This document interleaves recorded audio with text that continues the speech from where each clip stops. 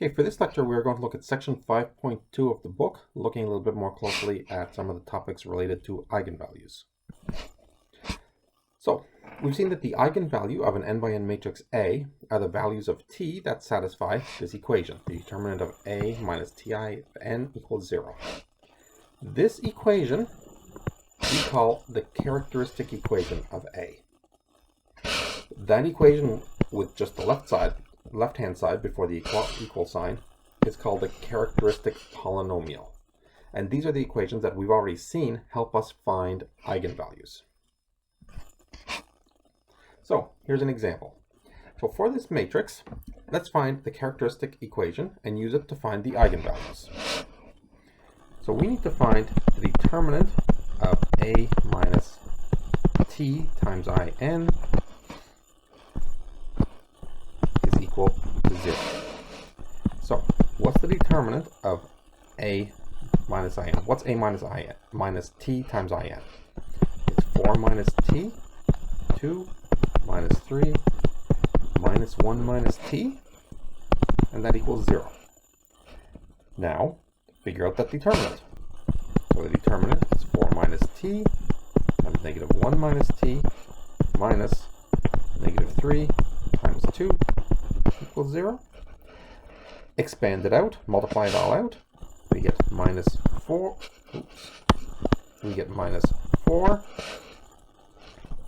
plus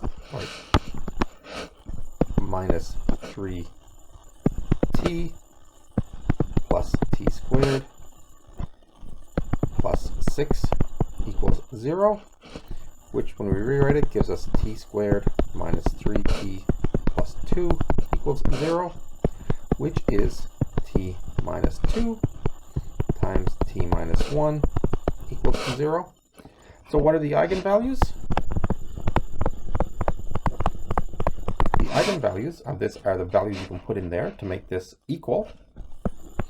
We have lambda 1, the first eigenvalue, equals 2, and lambda 2 equals 1.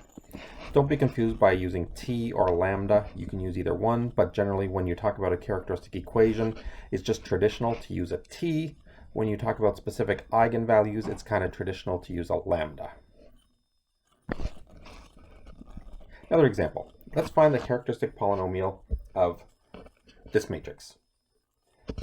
So we need to find the determinant of A minus t times the identity. And we need to let that equal 0. So that's equal to the determinant of our matrix A minus in is 4 minus t, 0, 8, 2, 7 minus t, 8, 0, minus 2, and minus 3 minus t. And that equals, actually we're just looking for the characteristic polynomial. So now we've got to take the determinant of this. We will use cofactor expansion along the first row. If you don't remember how to do cofactor expansion to find a determinant, go back and review that section. That was a few classes ago. So how's this determinant? It's going to be 4 minus t times the determinant of 7 minus t, 8 minus 2, and minus 3 minus t, minus 2 times the determinant of 0, 8, minus 2, and minus 3 minus t. And then the final one is just a 0. So what's this equal to? Well, this is 4 minus t times. Get the determinant of this. What do we get? When you multiply it all out, you're going to get minus 21 minus 4t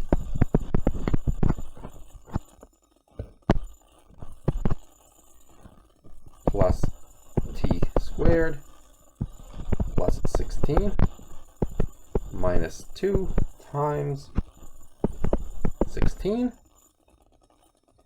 Now we got to start multiplying all this out to simplify it. So this is 4 minus t times t squared minus 4t minus 5 minus 32. Multiply all this stuff out. We get, sorry, I switched back. Okay, we get 4t squared minus 16t minus 20 minus t cubed plus 4t squared plus 5t minus 32.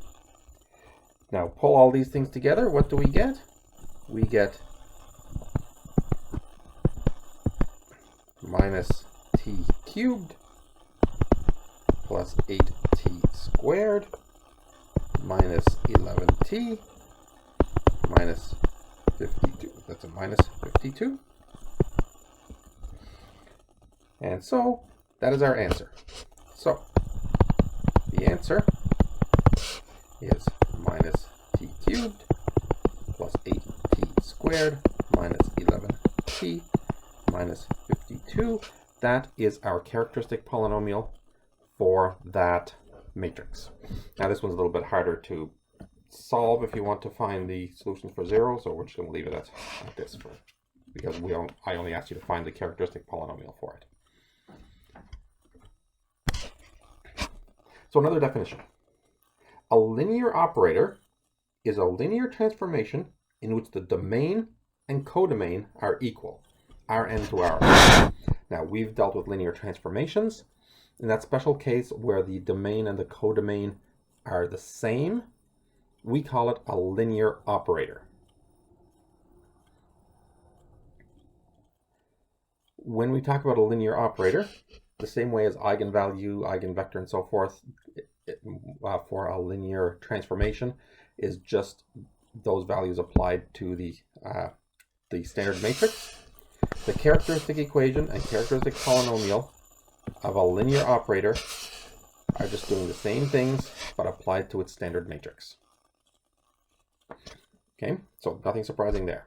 Here's something a little new we haven't talked about before. Something called the multiplicity of an eigenvalue. So we know that the eigenvalues are the numbers you can put in your characteristic polynomial to make it equal to 0. The multiplicity is the number of times that a term appears in that characteristic polynomial. So, as an example, here's what I mean. We saw that the characteristic polynomial of this is equal to t minus 2 and t minus 1. That means my two eigenvalues are lambda equals 2 and lambda equals 1. The multiplicity is the number of times each term appears. They're only in here once each, so each of these eigenvalues has multiplicity 1. Another polynomial. This polynomial a, when you work out its characteristic polynomial, you get t plus 1 squared times t minus 3. So my eigenvalues are lambda equals negative 1 and lambda equals 3. But this one is squared. It's in there twice. So we say that the first one has multiplicity 2 and the eigenvalue lambda equals 3 has multiplicity 1. So the multiplicity is some kind of a measure of how often an eigenvalue appears in the characteristic polynomial. If we have something that's even more complex, like this one, t minus 4 cubed times t plus t2 squared plus t minus 3, we have 3 eigenvalues. One of them appears with multiplicity 3, because it's cubed. One of them appears with multiplicity 2. And the final one has multiplicity 1. So that's the idea of multiplicity.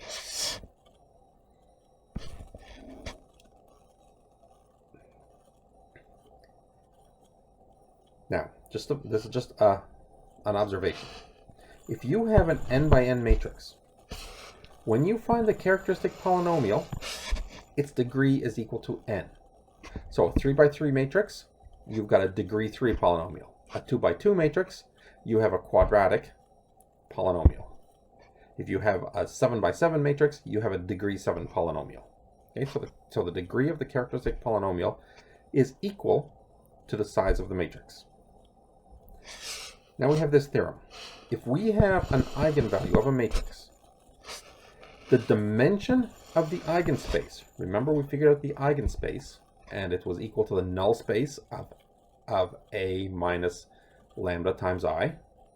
So the dimension of the eigenspace corresponding to that eigenvalue is less than or equal to the multiplicity. So the multiplicity is giving us some kind of an indication of how big our eigenspace is. So using that matrix, that polynomial, the characteristic polynomial we saw earlier, the eigenspace for the first one has dimension at most 3. So it's either dimension 1, 2, or 3. It doesn't have to be the exact same, it just has to be smaller, but it can't be 0. It will always be at least 1. The eigenspace corresponding to negative 2 has dimension 1 or 2. And the eigenspace corresponding to lambda 3 equals 3, to the third eigenvalue, is going to have exactly dimension 1. So this multiplicity is giving us an idea of the size, of the maximum size that the eigenspace could be. So here's an example. And we'll work through this entire example. Let A equal that matrix. So what is the eigenvalues? What are their multiplicities? And let's find a basis for each eigenspace. So we start off by finding the determinant of A minus Ti.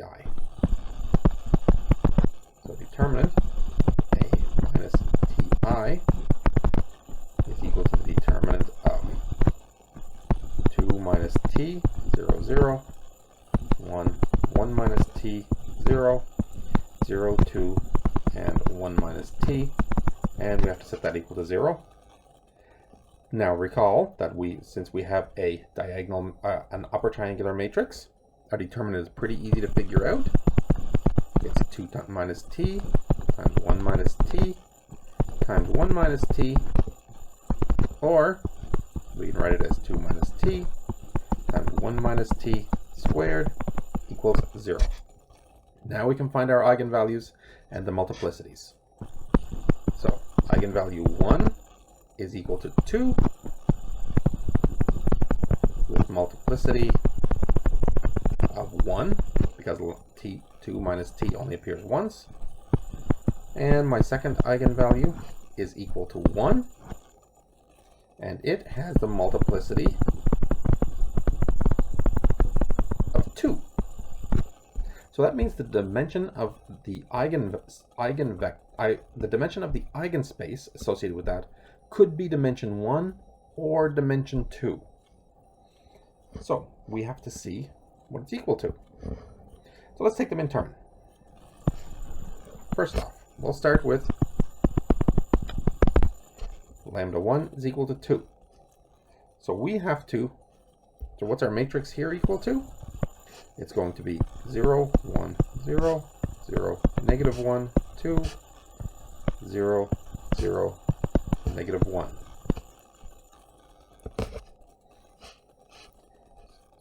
That is my T, my matrix A minus 2 times T. Now we have to find the null space of this matrix. So the null space is our matrix. That's a plus 2. Augmented with 0, 0, 0. And we start to row reduce. This one's going to be pretty easy. Row 1 plus row 2 is the new row 2. 0, 1, 0, 0. 0, 0, 2, 0. And 0, 0, negative 1, 0. And now if we continue row reducing, we're going to get 0, 1, 0, 0. I'm going to simplify it right here, and we're going to get a row of zeros on the bottom. as the augmented matrix. So what do we get? Well, our equations here are that x1 is equal to x1. That's our free variable because there's no leading entry there. x2 is equal to 0. x3 is equal to 0. So this tells us that our eigenspace is equal to x1 times 1, 0, 0. And the basis for the eigenspace is just that matrix. The basis is 1, 0, 0. So there's the answer for my first eigenvector, or first eigenvalue. What about my second eigenvalue? The eigenvalue lambda 2 equals 1. So my t minus 1 times in, sorry, not t, my a minus 1 in is equal to 1, 0, 0, 1, 0, 0, and 0, 2, 1. And now if I solve this one out, I have to row reduce it.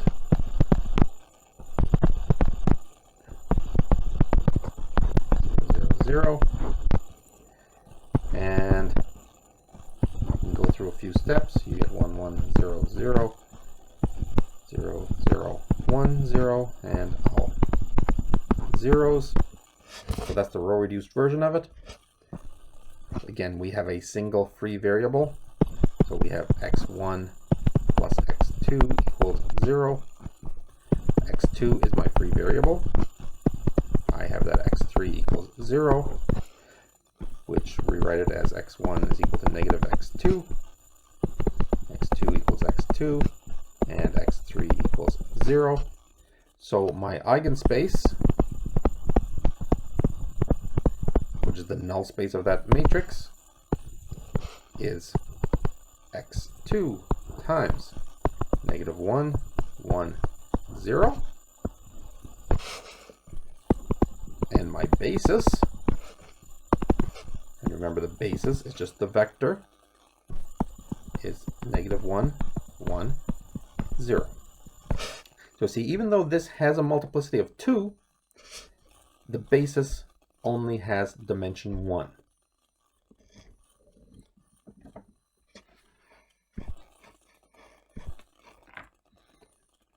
And finally, just a definition for what we're going to be, something we're going to be using in the next couple of lectures with a little bit of an observation. The idea of similar matrices. There's this idea of similar matrices. Two matrices are similar if there is an invertible matrix P such that B is equal to P inverse times A times P. So you take these two matrices and they are called similar if there is something that makes this transformation. You can also write it as, it's going to be the same thing, or A is equal to P inverse times B times P. You can write it either way. So what we're going to question now is, how are these characteristic polynomials related for similar matrices, for matrices A and B? Remember, this gives us the characteristic polynomial of B. But if we use this equation, replace B with P inverse AP. Replace that B, you get the determinant of P inverse AP minus T times, what do I do here? P inverse times IN times P is just equal to IN. Okay? The inverse of a matrix times the identity times the matrix is just equal to the identity. So I just made another replacement here. Take them, rewrite it. That T, you can take it inside, one of the rules that we're allowed to do with matrix multiplication. So this becomes this, taking the T inside. Now you'll notice that these are two terms. They're both P inverse times a matrix times P. So we can rewrite it as P inverse times A minus TIN, the stuff inside, times T times P. Well, one of the things we saw about determinants is the determinant of products of matrices is the product of the determinants. So we can break this apart now that it's just three matrices multiplied together. So it's the matrix of P inverse, the determinant of P inverse, times the determinant of what we have in the middle, times the determinant of P. One of the other rules we saw was that the determinant of the inverse of a matrix is 1 over the determinant. So we have that, times the determinant of the stuff in the middle, times the determinant of P.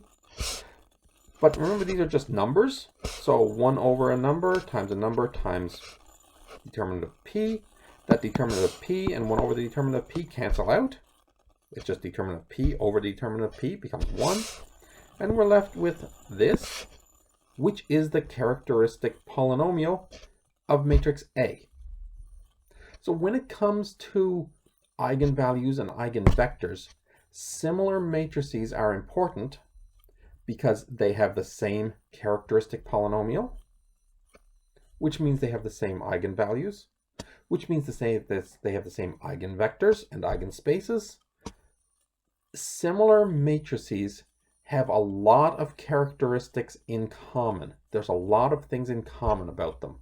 Not only this, but there are other things that they have in common as well.